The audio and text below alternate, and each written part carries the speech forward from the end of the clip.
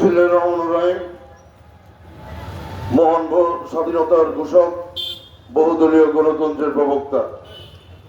বিএনপির প্রতিষ্ঠাতা চেয়ারম্যান শহীদ রাষ্ট্রপতি জিয়াউর রহমান বীরত্তমের ৪৫তম শাহাদাত বার্ষিকী উপলক্ষে জাতীয়তাবাদী দল জামালপুর জেলা শাখার নির্দেশনা অনুযায়ী টানা ৬ দিন ব্যাপী কর্মসূচির আজকে প্রথম দিনে জাতীয়তাবাদী উলামা দল জামালপুর জেলা শাখা কর্তৃক আয়োজিত আজকের এই আলোচনা ও অনুষ্ঠানের শ্রদ্ধেয় সভাপতি,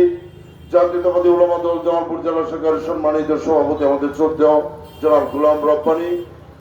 আমাদের মাঝে প্রধান অতিথি হিসেবে উপস্থিত রয়েছেন বাংলাদেশ জাতীয়তাবাদী দল জাতীয় নির্বাহী কমিটির সংগ্রামী সহ সাংগঠনিক সম্পাদক, জামালপুর জেলা বিএনপি টানা ৪ বারের নির্বাচিত সফল সাধারণ সম্পাদক, জামালপুর পৌরসভার সাবেক মেয়র, জামালপুর সদর আসনের নবনির্বাচিত মাননীয় সংসদ